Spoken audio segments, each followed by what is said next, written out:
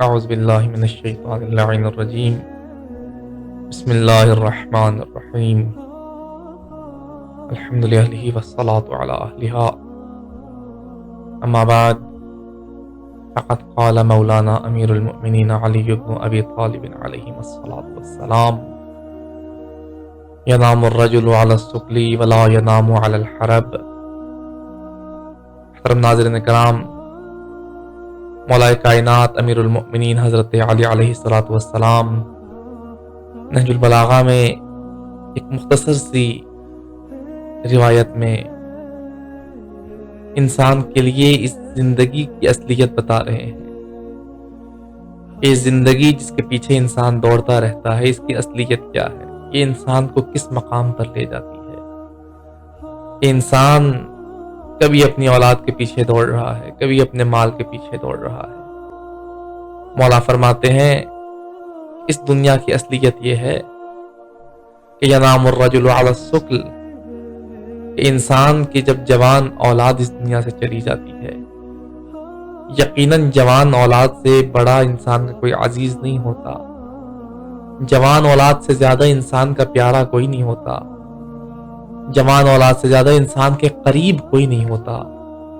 لیکن مولا فرماتے ہیں یہ دنیا ایسی دنیا ہے کہ ینام الرجل علی السکل، انسان جوان اولاد کی موت پر بھی موت کے بعد آ کر سو جاتا ہے، اسے نیند آ جاتی ہے۔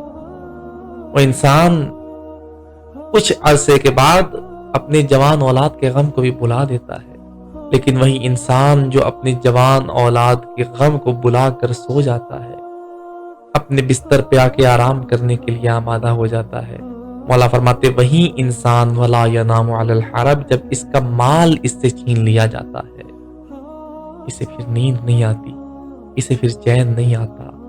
یہ کیسا انسان ہے؟ اپنی اولاد سے بڑھ کر اگر کسی کو چاہتا ہے تو اپنے مال کو چاہتا ہے۔ اگر پوچھا جائے تو ہر کوئی یہی کہتا ہے کہ میں اپنی اولاد کو سب سے زیادہ چاہتا ہوں، مجھے اپنی اولاد سے سب سے زیادہ پیار ہے۔